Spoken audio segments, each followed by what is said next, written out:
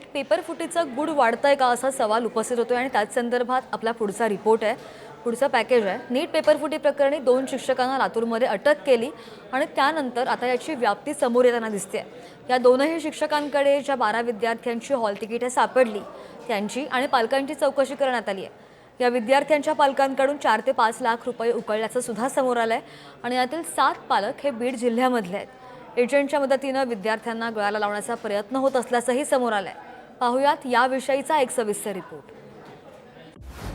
नीट paper फुटीचं Latur, Nanded, Dharashiv, Beed connection. 2 शिक्षकांना अटक, इतर आरोपी फरार। एजंट नेमून विद्यार्थी आणि पालकांना गळाला लावत होते। जास्त गुण मिळवून देण्यासाठी पालकांकडून 5 लाखांची फी।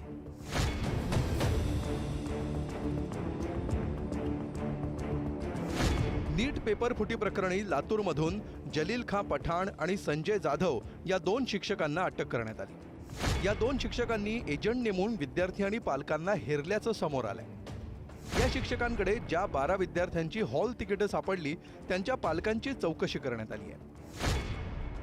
12 पैकी 7 विद्यार्थी बीड जिल्ह्यातले आणि त्यांचे पालक शिक्षक असल्याचं समोर आलंय। लातूरमध्ये विद्यार्थी खासगी क्लासेसमध्ये शिक्षणासाठी जात होते। नीट परीक्षेत 550 पेक्षा जास्त गुण मिळवून देण्याचं आमिष दाखवण्यात आलं।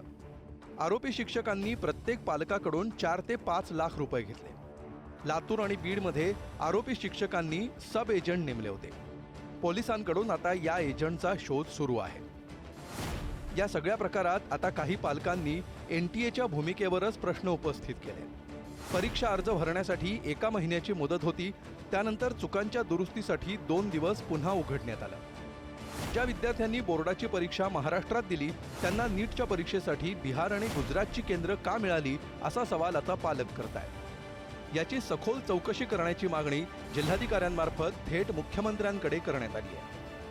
परीक्षा कंडक्ट करणारी बॉडी आहे नॅशनल टेस्टिंग एजन्सी, यांनी यावेळी तारखांमध्ये काही घोळ केलेला आहे। त्यामधला एक छोटासा पॉईंट मी तुम्हाला सांगू इच्छितो की यामध्ये परीक्षा प्रवेश त्या ठिकाणी घेण्यासाठी जो फॉर्म भरावा लागतो, तर तो फॉर्म भरण्याची सुरुवातीची तारीख 9 फेब्रुवारी ते 16 मार्च अशा पद्धतीने त्यांनी जाहीर केली। यामध्ये फॉर्म भरले गेले। त्यानंतर 18 मार्च ते 20 मार्च यामध्ये करेक्शन विंडो ओपन केली गेली की कोणाच्या फॉर्ममध्ये करेक्शन असलं तर करेक्शन करा।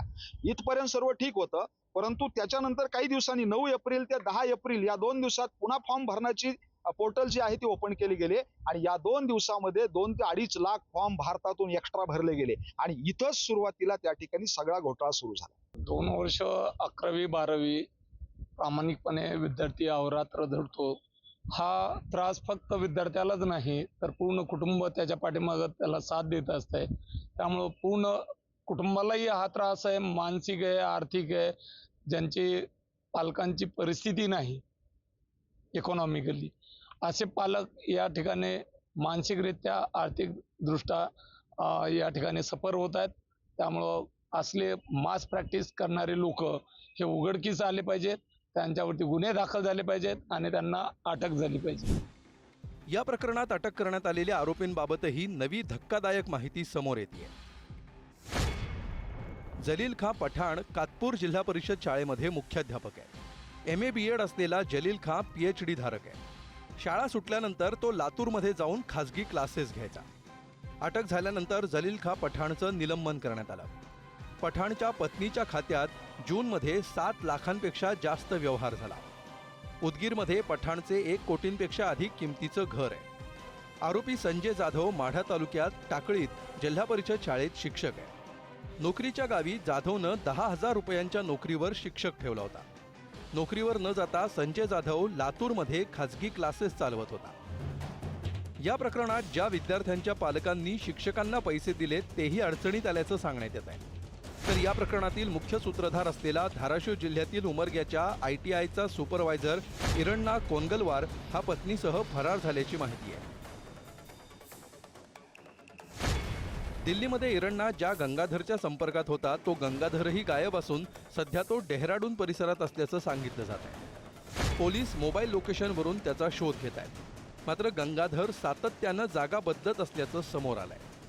नीट पेपरफुटी प्रकरणात बिहार आणि गुजरात नंतर महाराष्ट्रातही मोठं रॅकेट कार्यरत असल्याचा संशय पोलिसांना आहे। नीटसह इतर स्पर्धा परीक्षांसाठीही हे रॅकेट काम करत होतं का याचा पोलीस तपास करत आहेत. एरण्णा आणि गंगाधरच्या अटकेनंतर या प्रकरणात नवे मोठे खुलासे होण्याची शक्यता वर्तवण्यात येते. ब्युरो रिपोर्ट, पुढारी न्यूज, लातूर.